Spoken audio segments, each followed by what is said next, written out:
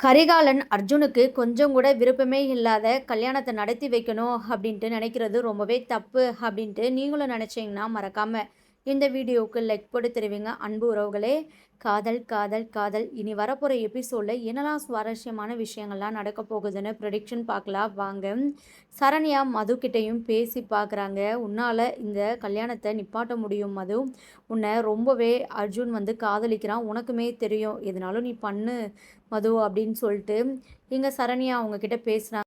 மது ரொம்பவே டென்ஷன் ஆயிறாங்க. என்ன ஆண்டி இப்படி பேசுகிறீங்க, உங்கள் மேலே எனக்கு மதிப்பு மரியாதை அதிகமாகவே இருக்குது.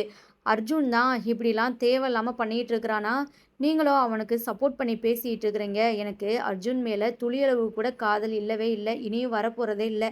நீங்கள் அர்ஜுனை இந்த கல்யாணத்தை முழு மனசோட பண்ணிக்க சொல்லுங்க, அந்த வேலையை போயிட்டு பாருங்க அப்படின்ட்டு மது பேசிட்டு போயிடுறாங்க.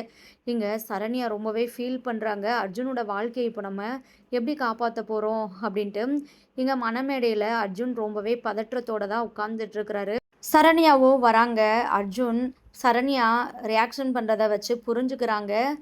மதுனால் அப்போது எதுவுமே நமக்காக பண்ண முடியாது, இப்போது நம்ம தான் நம்ம வாழ்க்கையை கண்டிப்பாக காப்பாற்றிக்கணும் அப்படின்ட்டு கடைசி நிமிஷத்தில் அர்ஜுன் பார்த்திங்கன்னா மயக்கம் போட்டு விழுந்துடுறாங்க.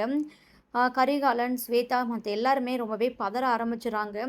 இங்கே கரிகாலனுக்கு அர்ஜுன் மேலே கொஞ்சம் சந்தேகமும் வருது. இவ்வளோ நேரம் நல்லா தானே இருந்தான், ஒருவேளை இந்த கல்யாணத்தை ஸ்டாப் பண்ணுறதுக்காக தான் இப்படிலாம் நடிக்கிறானோ அப்படின்ட்டு கரிகாலன் இருந்துக்கிட்டு, ஏய் எந்திரா அர்ஜுன், என்ன பண்ணிகிட்டு இருக்கிற அப்படின்ட்டு சொல்கிறாங்க. இங்கே நம்ம சரண்யா நல்லாவே புரிஞ்சுக்கிறாங்க. இங்கே சரண்யா இருந்துக்கிட்டு ஆதவன், கார்த்திக்கிட்ட எல்லாம் அர்ஜுனோட நடிப்பாதாண்டா இருக்கும், நம்மளுமே அவனுக்கு சேர்ந்து சப்போர்ட் பண்ணுவோம் அப்படின்ட்டு.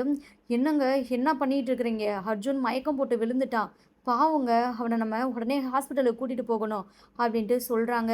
ஸ்வேதா ஒரு பக்கம் ரொம்பவே கதறி அழுகிறாங்க. ஸ்வேதாவோட அம்மா இருந்துக்கிட்டு, அப்போது என் பொண்ணோட நிலைமை என்னடா ஆகும், இந்த கல்யாணம் நடக்காதா அப்படின்னு சொல்லிட்டு சொல்கிறாங்க. இங்கே கரிகாலன் இருந்துக்கிட்டு அர்ஜுனை மறுபடியுமே எழுப்புறாரு. இங்கே பாரு அர்ஜுன், விளையாடிட்டு இருக்காத, டைம் ஆகிட்டு இருக்குது, எழுந்திருச்சு தாலியை கட்டு ஸ்வேதா கழுத்தில் அப்படின்ட்டு சொல்லும்போது இங்கே சரண்யா ரொம்பவே டென்ஷன் ஆகிட்டு கத்த ஆரம்பிச்சுறாங்க. என்னங்க என்ன நினச்சிட்ருக்குறீங்க, என் புள்ள உசுரோட உங்களுக்கு இந்த கல்யாணம் தான் ரொம்பவே முக்கியமா, இங்கே பாருங்கள், இதுக்கப்புறமும் நான் அமைதியாக இருக்க மாட்டேன், அவனுக்கு துளியளவு கூட இந்த கல்யாணத்தில் விருப்பமே இல்லை, நீங்கள் உங்களோட சுயநலத்துக்காக இந்த கல்யாணத்தை நடத்துகிறீங்க. இப்போது என் பிள்ளை மயக்கம் போட்டு கீழே விழுந்திருக்கிறான், அவனுக்கு என்னாச்சு ஏதாச்சுன்னு தெரியல. ஏ ஆதவா, டே கார்த்தி, சீக்கிரமே வாங்கடா, தூக்குங்கடா, ஹாஸ்பிட்டலுக்கு கூப்பிட்டு போவோம் அர்ஜுனை அப்படின்ட்டு ஹாஸ்பிட்டலுக்கு அழைச்சிட்டு போகிறாங்க. இங்கே ஸ்வேதா ரொம்பவே கதறி அழுகிறாங்க. அப்போது கரிகாலன் இருந்துக்கிட்டு ஸ்வேதாவுக்கு ஆறுதல் சொல்கிறாங்க. இங்கே பாருமா, இப்போ இந்த கல்யாணம் நடக்கலைனாலும் நான் உனக்கு வாக்கு கொடுத்த மாதிரி கண்டிப்பாக அர்ஜுன் தான் உன் கழுத்தில் தாலி கட்டுவான், அடுத்த முகூர்த்தத்தில் மறுபடியுமே நம்ம கல்யாணம் ஏற்பாடு பண்ணிக்கலாம், சரியா, நீ இதெல்லாம் நினச்சி கவலைப்படாத அப்படின்ட்டு சொல்லவுமே இங்கே ஸ்வேதா ரொம்பவே சந்தோஷப்படுறாங்க. அப்போது அர்ஜுன் நமக்கு தான், அர்ஜுன் வேணும்னு தான் இப்படிலாம் பண்ணுறான் அப்படின்ட்டு ஸ்வேதாவுக்கு நல்லாவே தெரியுது. மது ஒரு பக்கம் ஏமாற்றம் ஆயிடுறாங்க. என்ன இந்த கல்யாணம் நடக்காமல் போயிடுச்சே அப்படின்ட்டு.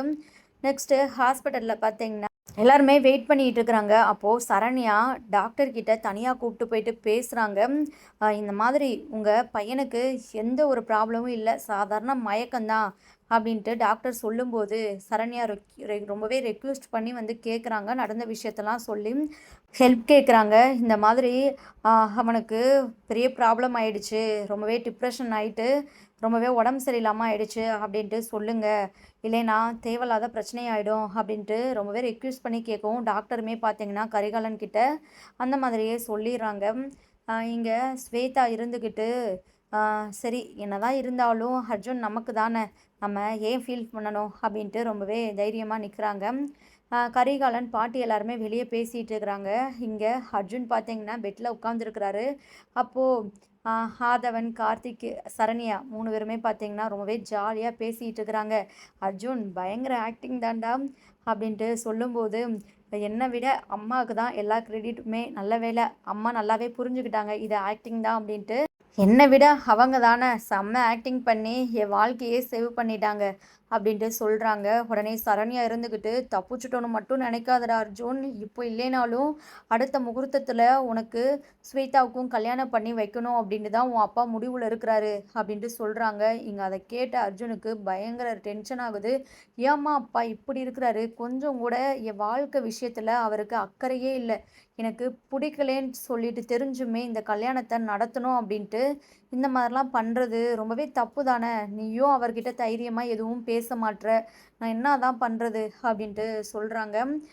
அது மட்டும் இல்லாமல் அந்த ஸ்வேதா கிட்டேயும் இதை பற்றி பேசி பார்த்தாலும் ஒரு பிரயோஜனமும் இல்லை. அவள் எப்படினாலும் என்ன கல்யாணம் பண்ணிக்கணும் அப்படின்னு தான் முடிவில் இருக்கிறா. எனக்கு என்ன பண்ணுறதுனே தெரியல. இன்னொரு பக்கம் மதுவுமே என்னை புரிஞ்சுக்கிற மாட்றா அப்படின்ட்டு சொல்லிட்டு இருக்கிறாங்க. இதெல்லாம் ஒரு பக்கம் ஸ்வேதா வந்து எல்லாத்தையுமே கேட்டுறாங்க. இங்கே வீட்டுக்கு வந்த அர்ஜுனை வந்து ஸ்வேதா கரிகாலன் கிட்ட வந்து போட்டு விட்டுறாங்க. மாமா, நீங்கள் அர்ஜுனுக்கு உண்மையாகவே உடம்பு சரியில்லை அப்படின்ட்டு நினச்சிட்டு இருக்கிறீங்களா? எல்லாம் நாடகம். அவனோட நாடகத்துக்கு அத்தை கூட ஹெல்ப் பண்ணியிருக்கிறாங்க. எல்லாருமே பிளான் பண்ணி இப்படி பண்ணியிருக்கிறாங்க. அப்போது நீங்கள் சொன்னது நடக்காதா? என் வாழ்க்கை அவ்வளோதானா? இதுக்கப்புறம் என்னை யார் மாமா கல்யாணம் பண்ணிக்குவா? மனமேட முடிய என் கல்யாணம் போயிட்டு இப்படி நின்றுச்சு. இதுக்கப்புறம் நான் வாழவே மாட்டேன். நான் பேசாமல் செத்து போயிடுறேன் அப்படின்ட்டு ஸ்வேதா இருந்துக்கிட்டு சொல்கிறாங்க. இங்கே நம்ம கரிகாலன் இருந்துக்கிட்டு, ஸ்வேதா இங்கே பாரு, நீ இதெல்லாம் நினச்சி கவலைப்படாத. நான் சொன்னதை கண்டிப்பாக செஞ்சு முடிப்பேன் அப்படின்ட்டு ரொம்பவே கோவத்தோட அர்ஜுனை வந்து கூப்பிட்றாங்க. அர்ஜுனுமே வந்து வராங்க. என்னப்பா என்னாச்சு? அர்ஜுனை கன்னத்திலேயே பலார்னு ஒரு அறை விடுறாங்க. இங்கே பாரு, அடுத்த முகூர்த்தத்திலேயே நீ ஸ்வேதா கழுத்தில் கண்டிப்பாக தாலியை கட்டணும் அப்படின்ட்டு சொல்லும்போது அர்ஜுன் இருந்துக்கிட்டு ரொம்பவே கோவமாக கத்துறாங்க. என்ன நினச்சிட்டு இருக்கிறீங்க? என் வாழ்க்கை என்ன உங்களுக்கு விளையாட்டா போச்சா? எனக்கு கொஞ்சம் கூட விருப்பமே இல்லை அப்படின்ட்டு சொல்கிறேன். என்னை கட்டாயப்படுத்தி இவளை கல்யாணம் பண்ணிக்க சொன்னால் என்னாலலாம் பண்ணிக்கவே முடியாது அப்படின்ட்டு சொல்கிறாங்க. எங்கள் பாட்டி இருந்துக்கிட்டு, டே என்ன நினச்சிட்டு இருக்கிற? உன் அப்பாவை எதிர்த்து பேசிகிட்டு இருக்கிற? கரிகாலன் கிழிச்ச கோட்டை தாண்டக்கூடாது. உன் அண்ணன் எப்படி இருக்கிறான் அந்த மாதிரி தான் நீயும் இருக்கணும். இதுவே உன் அண்ணனை உன் அப்பா இப்படி சொல்லியிருந்தா மறு வார்த்தை பேசாமல் தாலி கட்டியிருப்பான். நீ இவ்வளோ எதிர்த்து பேசிகிட்டு இருக்கிறியா அப்படின்ட்டு கேட்கும்போது அர்ஜுன் இருந்துக்கிட்டு, அண்ணனை மாதிரி நான் ஒன்றும் சாம்பார் கிடையாது சரிங்களா? எனக்கு என்ன தோணுதோ அதை தான் பண்ணுவேன். மற்றவங்க பேச்சை கேட்டுட்டுலாம் என்னால் ஆட முடியாது. நான் என்ன நடந்தாலும் யார் என்ன சொன்னாலும் தலைகீழாக நின்னாலும் ஸ்வேதா கழுத்தில் தாலியே கட்ட மாட்டேன் அப்படின்ட்டு சொல்லிடுறாங்க. ஓ அப்படியா அப்படின்ட்டு கரிகாலன் பயங்கர கோவத்தில் அர்ஜுனை வெளுத்து வாங்குறாங்க. இங்கே சரண்யாவும் எவ்வளவோ தடுத்து பார்க்குறாங்க. என் சொல் பேச்சை கேட்காதவன் இனி ஒரு நிமிஷம் என்னோட வீட்டில் இருக்கவே கூடாது அப்படின்ட்டு அர்ஜுனோட பேக்கு எல்லாத்தையுமே ட்ரெஸ் எல்லாம் தூக்கி எறிகிறாங்க. இப்போவே இந்த வீட்டை விட்டு வெளியே போடா அப்படின்ட்டு அர்ஜுனும் எவ்வளோ பேசி பார்க்குறாங்க. இங்கே ஆதவன்லாம் பார்த்தீங்கன்னா அப்படியே வாயை மூடிட்டு அமைதியாக தான் இருக்கிறாங்க. கார்த்திக்கு அர்ஜுனுக்கு ஆதரவாக தான் வந்து பேசுகிறாங்க. உடனே கரிகாலன் இருந்துக்கிட்டு, இவனுக்கு யாரெல்லாம் பறிஞ்சு பேசுகிறீங்களோ அவங்களுமே இந்த வீட்டில் இருக்கவே கூடாது, அவனோடைய வெளியே போங்க அப்படின்ட்டு சொல்கிறாங்க. நடக்கிறதெல்லாம் பார்த்த ஸ்வேதாவுக்கு ரொம்பவே சந்தோஷமாக இருக்குது. வேறு வழியே இல்லை, அர்ஜுன் நம்மளை கல்யாணம் பண்ணிக்க தான் ஆகணும் அப்படின்ட்டு இங்கே பாட்டி இருந்துக்கிட்டு, ஸ்வேதா நீ ஒன்றும் கவலைப்படாத, அவன் உன்னை கண்டிப்பாக கல்யாணம் பண்ணிக்குவான் அப்படின்ட்டு சொல்கிறாங்க. இங்கே அர்ஜுன் இருந்துக்கிட்டு சரண்யா கிட்ட வந்து சொல்கிறாங்க, அம்மா நீ எதை பற்றியும் ஃபீல் பண்ணாத, நான் இந்த வீட்டை விட்டு போகிறேன். வீட்டை விட்டு வெளியே போனாலும் நான் நல்லா சந்தோஷமாக தான் இருப்பேன். இப்படிப்பட்ட ஒரு கொடுமைக்கார அப்பா கிட்ட நான் இருக்கிறதுக்கு வெளியே போயிட்டு என்னோடய வாழ்க்கையை நான் நல்லபடியாக பார்த்துக்குவேன் அப்படின்ட்டு அர்ஜுன் வீட்டை விட்டு வெளியே போகிறாங்க. சரண்யா ரொம்பவே கதறி அழுகிறாங்க. அடுத்தடுத்து ரொம்பவே பரபரப்பான சுவாரஸ்யமான விஷயங்கள்லாம் நடக்க போது நம்ம வெயிட் பண்ணி பார்க்கலாம். தேங்க்யூ ஃபார் வாட்சிங்.